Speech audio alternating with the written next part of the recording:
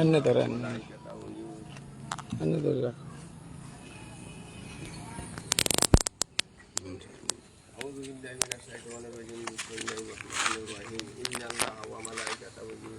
লাইনে খাবো বেগুন লাইনে খাবো এখানে ইয়া করে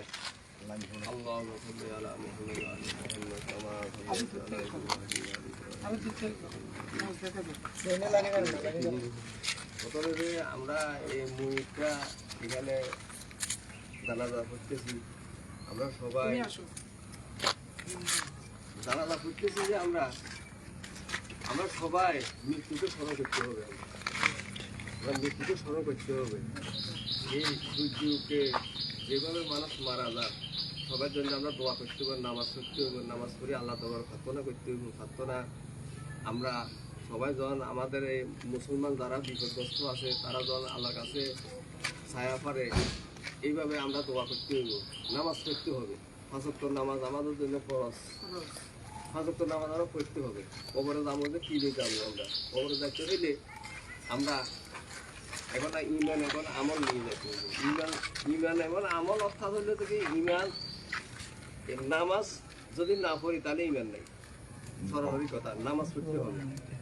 এবার আমি ধান সদগা যত কিছু করি যদি নামাজ না পড়ি তাহলে এটা আল্লাহ দরবারে মঞ্জুর হবে না পৃথিবীর যত মসজিদ আছে পৃথিবীর যত কিছু আছে সব কিছু 2 রাকাত নামাজের সমতুল্য হতো না যত ইবাদত 2 রাকাত নামাজের সমতুল্য হতো না কারণ নামাজ পড়ার বেশি দরকার আমরা নামাজ পড়বো আর আমরা যতক্ষণ দুনিয়াতে বাঁচিয়ে ততদিন আমরা ইবাদত করবো ভালো ব্যবহার করবো ভালো এই যে এই লোকটা যে এখানে এখন মারা গেছে তার কিছু আত্মীয়স্বজন আছে আমরা সব প্রতিবেশী আমরা ফের সিরিও না আমার প্রবল যে এইভাবে আমার এলাকাবাসী দিবে এগুলো নিশ্চয়তা আছে না নিশ্চয়তা নেই তা আমরা মনে করি যে আমরা সবাই এলাকাবাসী সবাই লোক ভালো ব্যবহার করব ভালো আচরণ করব একজনের সহানুভূতি করব একজনের লগে আমরা এটাই যে প্রধান ইবাদত হলো কি প্রধান না করলে একজনের ভালো ব্যবহার আমরা ভালো ব্যবহারটা করব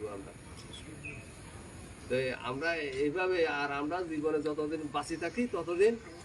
আল্লাহর বন্দেগী করবেন এই কথা এসে আলহামদুলিল্লাহ আমরা বলেন বিসমিল্লাহির রহমানির রহিম আসসালামু আলাইকুম উপস্থিত জানাজা যারা অংশগ্রহণ করতে আসছে আপনাদেরকে আল্লাহ নেখায়াত দান করুক এবং এখানে আমাদের সাথে যারা কাজ করতেছেন কবর করতেছে এবং বাঁশ কাটতেছে কাপড়ের ব্যবস্থা করতেছে আপনাদের সবাইকে অসংখ্য ধন্যবাদ আপনারাও অক্লান্ত পরিশ্রম করতেছেন আপনাদেরকে আসলে ধন্যবাদ দিয়ে ছোট করব না আপনারা এটা আল্লাহ এবং আল্লাহ রাসূলের জন্য দিনই কাজ করতেছেন পাশাপাশি আমি শাহাদাত হোসেন লিটন মেম্বার আপনাদের কালকে এখানে আরও 3টা লাশ আমি দাফন করেছি ফেনী জেলা বিএনপির যুগ্ম আহ্বায়ক জনাব আনোয়ার হোসেন পাটোয়ারির নির্দেশক্রমে আমি এই কাজ করতেছি এবং আমিও বিভিন্ন সংগঠনের সাথে জড়িত সামাজিক সংগঠনের সাথে জড়িত এলাকার প্রতিনিধি ছিলাম আমার এখন মুসলমান হিসেবে নৈতিক দায়িত্ব হচ্ছে গিয়ে এই ধরনের মানবিক কাজ করা যেমন এই লাশটা পানিতে ভেসে আসছে তার কোনো পিতৃ পরিচয় নাই মাতৃ পরিচয় নাই কোন এলাকার কিছুই পরিচয় নাই কোনো পরিচয় নাই এখন এই লাশটা যদি আমরা ছুঁড়ে ফেলে দিই গুণাগার আমরা ফেনী জেলার পুরাবাসী হব এই গুণা থেকে মুক্ত হওয়ার জন্য আমরা এই লাশ দাফন করতেছি ওনার নামও জানি না ঠিকানাও জানি না কিচ্ছু জানি না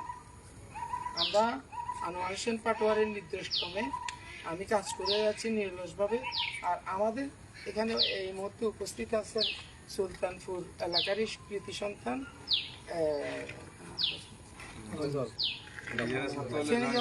ফেনী জেলা ছাত্র দলের জয়েন্ট সেক্রেটারি আলমগীর হোসেন ভূঁইয়া আমি আলমগীর হোসেন ভূঁইয়াকে সংক্ষিপ্ত বলার জন্য অনুরোধ জানাচ্ছি আসসালামু আলাইকুম বিসমিল্লাহির রহমানির রহিম এখানকার সুলতানপুরের স্থানীয় বাসিন্দাদের উদ্দেশ্যে বলতে চাচ্ছি আমরা আসলে এইমাত্র এই বিষয়টা শুনছিলাম কিছুক্ষণ আগে যে এখানে কবর করা হচ্ছিল। তো আমি শুনি, যতটুকু আমি জানি লিটন ভাই ব্যাপারে একটু কাজ করতেছে, তো এই জন্য আমি লিটন ভাইকে ফোন দিলাম। ফোন দেওয়ার সাথে সাথে উনি আমার বললো যে এই অবস্থা। তো এইরকম অবস্থায় আমরাও নিজ উদ্যোগে এখানে চলে এসেছি জানাজা অংশগ্রহণ করার জন্য। আমরা একটু সহযোগিতা করার জন্য হাত বাড়িয়ে দিতে এসেছি। তো যাক, এগুলা জন্ম মৃত্যু সবারই আছে, তো এই সবাই মিলে সহযোগিতা করবেন, সামনেও আজকেও করছেন। তো এই আশাবাদ ব্যক্ত করে এখানে শেষ করছি। ধন্যবাদ আলমগীরকে। কুল্লু নাফসিন যায়কাতুল মউত, সবাইকে একদিন এই মৃত্যুর স্বাদ গ্রহণ করতেই হবে। তো আমরা কে কোথায় কবর হবে আল্লাহ আল্লাহ ভালো জানে।